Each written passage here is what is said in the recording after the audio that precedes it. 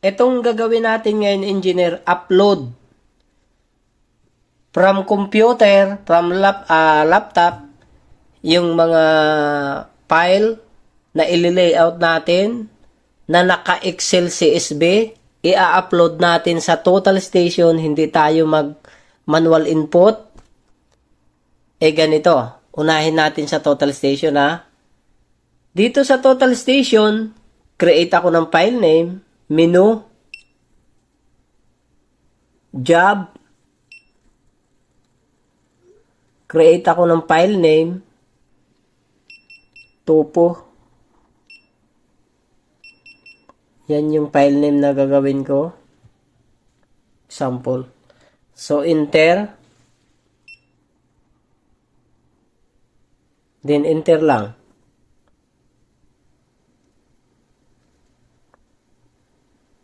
Ngayon, kapag nakagawa na ako ng file name, menu, proceed tayo sa menu, COM5, okay, pwede mong i-highlight, pwede ka rin direct na 5. Then, upload dito sa baba, no, number 2, upload XYZ, enter. Then, pansinin mo, engineer, yung format, point name, Northing NEZZD. Point name in Northing Easting Z elevation ZD code description. Okay? So kung check mo yung communication, yung settings ng parameters, kung curious ka lang, hindi mo namang i-check.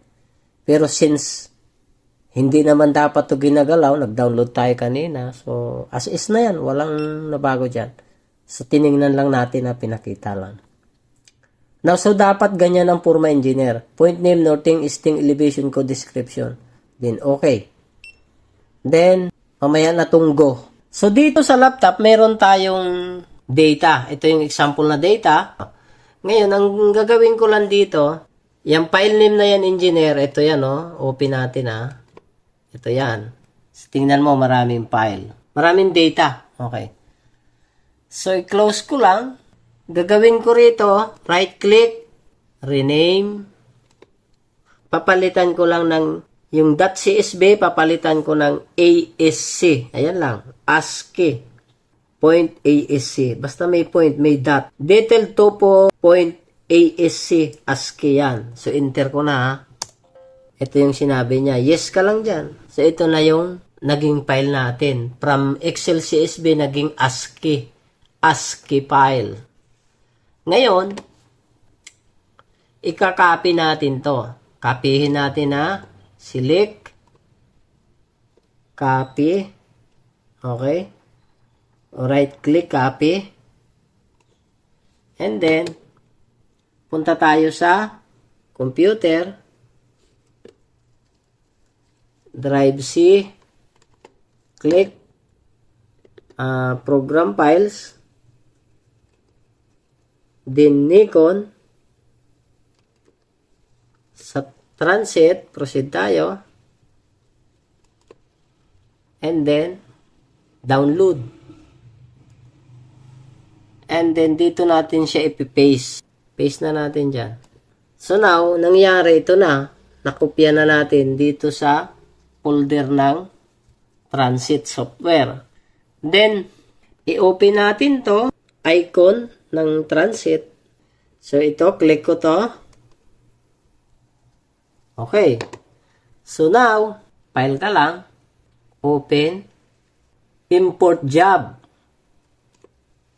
Okay. Then, ito hanapin mo. Ito yung kinopya natin dun sa folder ng transit sa loob, engineer. Topo. Detailed topo ito yon. And then, okay.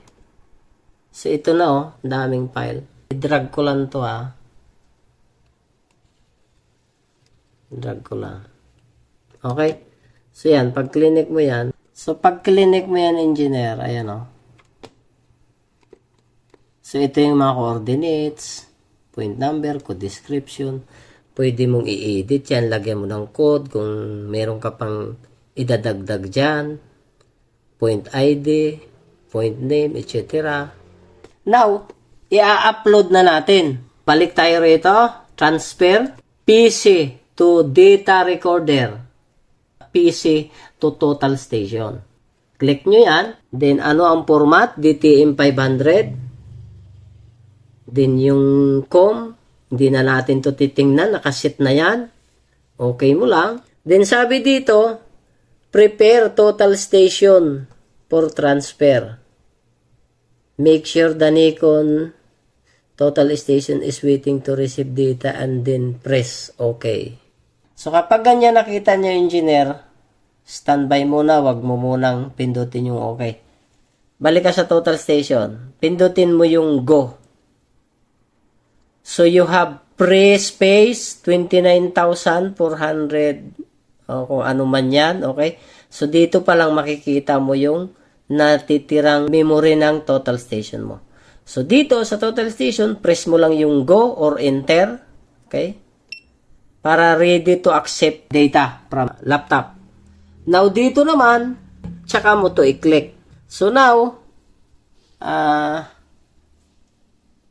dito tayo at i-click ko yung OK. Dito ako Ito, 0 pa as of now. So, click ko to. Transfer. Ayan real time. So, nagpa-progress yung pag-upload.